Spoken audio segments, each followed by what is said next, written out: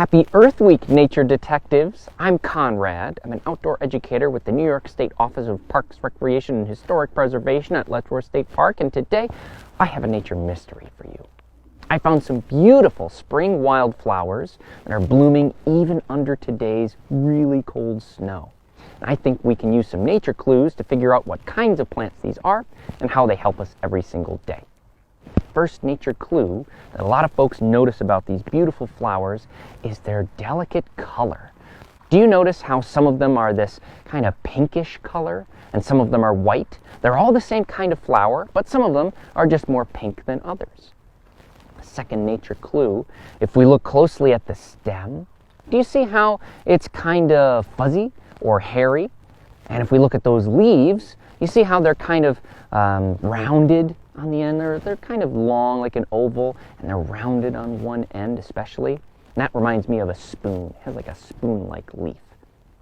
Well, let's put all those nature clues together. We have a long oval-like, spoon-like leaf, and a hairy, fuzzy stem, and some pinky, whitey kind of petals that are, by the way, surrounding a beautiful yellow center.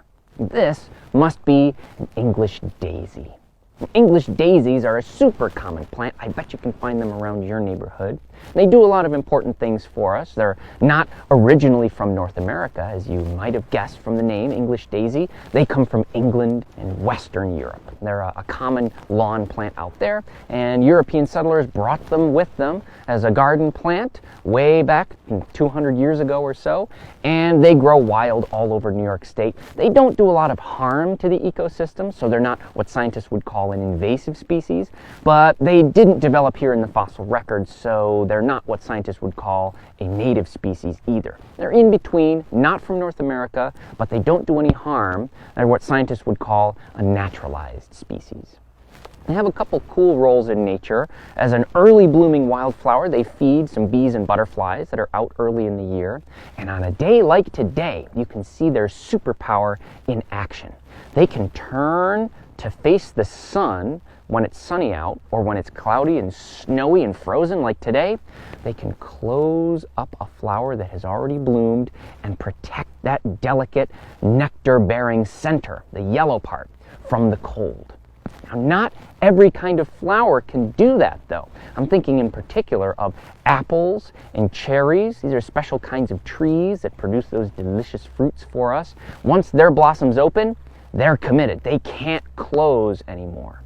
And so on a day like today, where it's been so warm in the last couple weeks, and now suddenly it's really cold, that can zap those apple and cherry blossoms, at least slow them down, sometimes kill them. And that means that we'll have fewer healthy apples and cherries. And you can imagine why this kind of warming of the weather long term in the early parts of the year is kind of scary for farmers, especially apple and cherry farmers, but even for other kinds of fruits and veggies. I was talking to a farmer the other day who built a cold frame, kind of like a greenhouse, to protect kale and lettuce from the frosts that we normally get in the spring. But man, inside that greenhouse, the other day, it was 120 degrees. And last night, it was 20 degrees. That's very confusing for those kale and lettuce plants, all kinds of veggies and all kinds of fruits. It's not very healthy for them. It's not normal. That's one of the reasons why it's so important for us consumers to reduce, reuse, and recycle in our homes. And that's one reason why environmental advocacy groups put so much pressure on businesses and corporations and industries to be more environmentally friendly and slow down the rate of that climate change, so that we don't get the super high temperatures like we did on April 8th when it was 78, and then the plunging temperatures like today when it's 32. And guess what? Next week, it's going to be mid-70s for 3 days in a row again.